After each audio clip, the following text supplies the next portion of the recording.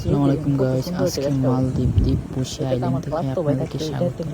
আজকে পার্সোনাল ভাবে একটা গেস্ট হাউস দেখাবো। এই গেস্ট হাউসটা অনেক সুন্দর। এটার নাম হলো আমিরা গেস্ট হাউস। এই যে দেখতে পাচ্ছেন এখানে লেখা আছে আমিরা গেস্ট হাউস। তো আজকে আপনাদেরকে গেস্ট হাউসের ভিতরে ঢুকে দেখাবো গেস্ট হাউসের পরিস্থিতি। এটা দেখতে পাচ্ছেন, এইটা হলো ডাইভিং অফিস। এখান থেকে আমরা ডাইভিং করতে যাই। এখান থেকে আপনার পানির নিচে দেখতে পাচ্ছেন মাছ দেখা, মাছ ধরা এবং পানির নিচে যাওয়া এখান থেকে যাই আর কি। তো এখানে আপনাদেরকে ভিতরের দৃশ্যটা দেখাবো।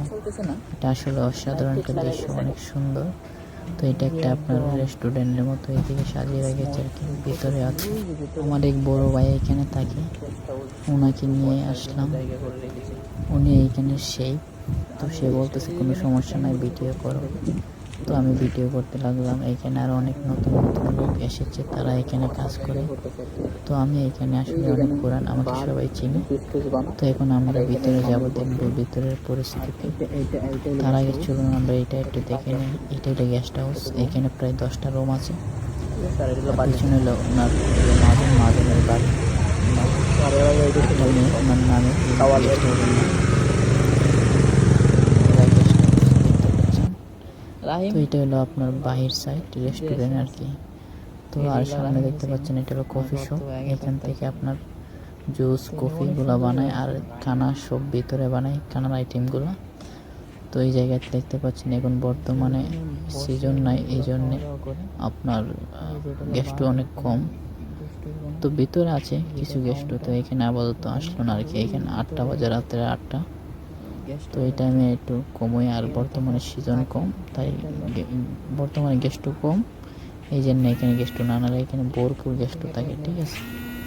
ওই গেস্ট হাউসের বাদে পাকঘর আর এই গেস্ট হাউস, ঠিক আছে, আমিরা গেস্ট হাউস।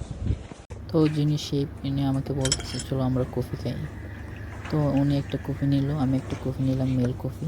কফিটা দেখতেও সুন্দর, খাইতে অনেক মজা।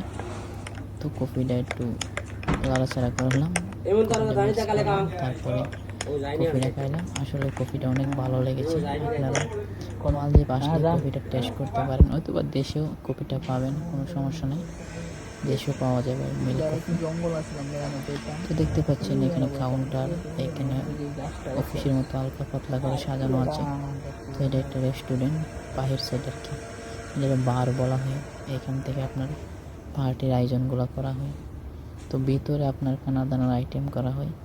এইটা ভিতরের ভিডিও আছে, আপনারা চাইলে আমার চ্যানেলে ঢুকে দেখতে পারেন।